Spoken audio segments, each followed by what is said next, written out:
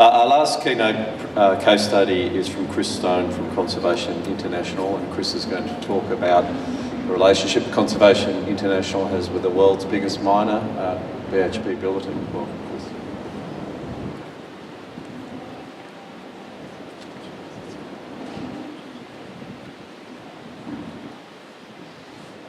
Hello, my name is Chris Stone. I am with Conservation International. I'm going to talk to you today about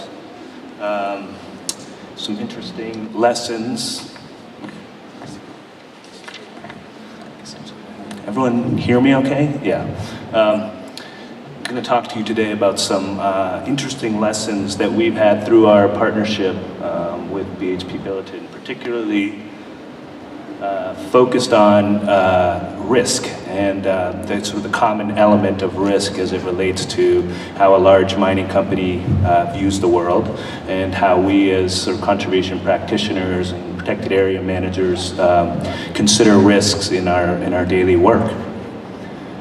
So I'll tell you a little bit about the CI-BHP Alliance, and then I will talk to you a little bit about what we've agreed to with BHP regarding sort of a common approach to conservation projects and how you assess the risks of those projects.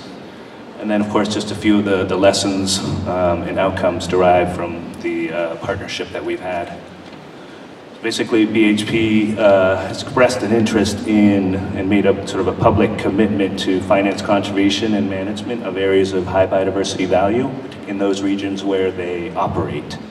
They are a global company. They have operations throughout many countries in the world, and basically they decided that they needed to find a sort of international NGO partner that could help them sort of deliver on this target and really work with them closely to find investable projects that are compelling from both a biodiversity conservation standpoint, but also offer the company what it's looking for in this type of a target, which is obviously there's a huge reputational benefit for the company to be able to say that they've invested in long-term conservation in many of the countries where they operate.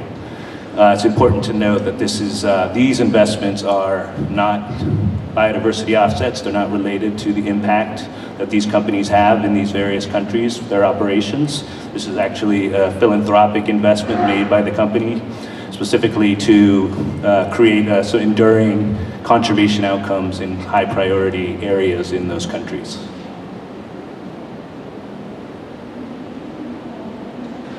So just quickly, results of the Alliance today, we really helped BHP identify and invest in 2 projects. One of them is in Tasmania, the Five Rivers Conservation Area near the Central Highlands, and one is in southern Chile, the Valdivian Coastal Reserve.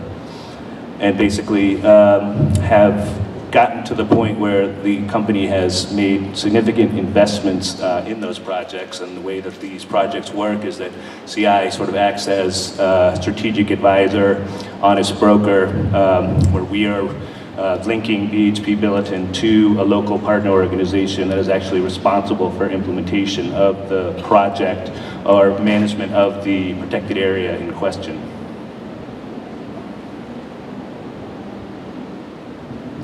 So basically, from the outset, it became clear to us at CI that the company places a tremendous emphasis on risk and really being able to say that they've identified, analyzed, evaluated, and properly managed for risk. These are, this company obviously creates large impact, large CapEx investments that are complex, that have various environmental, social, reputational impacts that need to be looked at in depth and managed for. So essentially, the company, unsurprisingly, has invested quite a bit in risk assessment and risk management tools, which surprisingly we found were quite sort of applicable to a lot of the work that gets done on the ground in conservation projects. So, just go back. I'm not going to walk you through a sort of risk analysis exercise. That would make some eyes glaze over.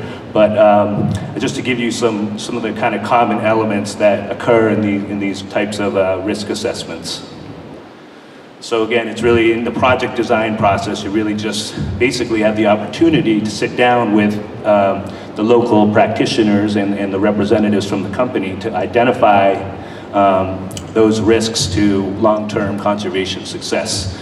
And I think what's unique about that type of interaction is that you're getting the perspective not only of the conservation project and what the threats might be to the protected area, what are the key risk issues associated with long-term conservation success, but also the company's perspective is what are these sort of reputational risks that the project might run into, or what are the sort of how does the project ensure that it has a continued sort of social license to operate. So the unique aspect is that these conservation projects are sponsored by a major mining company, and that obviously can bring out some sensitivities and some controversy. And so these risks really need to be carefully managed through that lens, this multi-partnership lens. So I think that's what's really unique about this risk assessment methodology that's used. And perhaps this has broader application in the conservation community. If there are these opportunities to partner with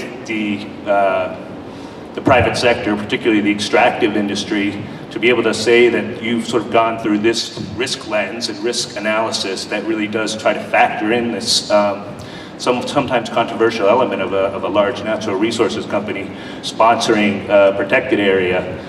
We find that this could be sort of a useful methodology that we found that could be broadly more applicable to the community.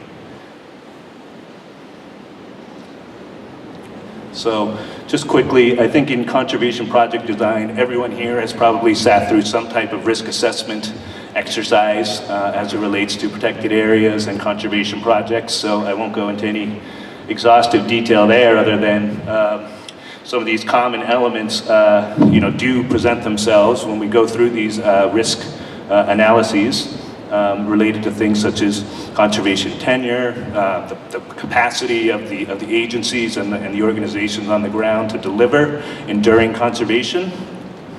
So essentially, through this process, you develop what are called these sort of key risk management or control tools that are really designed to address some of these key risks that get highlighted as part of the risk assessment process, and that often comes in the form of things like stakeholder engagement plans, project communications plans. So I think these are things that are not unique or new to the conservation community. What's unique and new to them is the fact that they take this sort of multi-partner lens and are considering the fact that these projects are resourced by a mining company. So what makes it work? Basically, I think, again, there are a lot of smart people that we work with, local practitioners who understand their project context, they know what the risks are, they're able to use this methodology to articulate these risks and to make them manageable and easily perceived. I think that we've seen that in the projects that we are implementing, that the actual tools produced out of the risk assessment work have been applied broadly and have shown to be fairly robust from a project management standpoint. And I think that basically we do, again, I made this point earlier, we think there is sort of this broader applicability of these risk management tools and taking this unique lens and how these tools ultimately get applied throughout the course of a project. So again, we do, because these projects are resourced by BHP Billiton, we have the luxury of undertaking a pretty extensive project design process that really allows for the time, the resources to really undertake and explore these risks and basically go through that exercise of really being able to evaluate the risk and determine what are the most material risks to long-term success for the project. So it's really about having the time and the resources, which is, for us, oftentimes a luxury.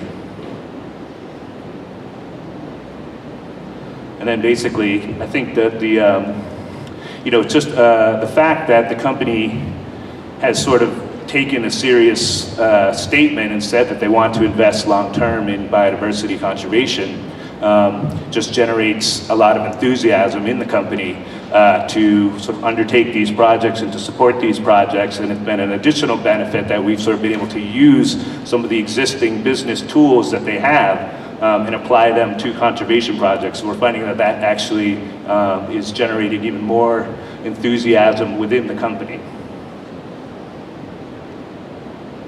So I think that concludes my presentation. I'm happy to talk to you any of you in detail about the sort of this risk assessment methodology that we've discovered in our partnership with BHP. Thanks.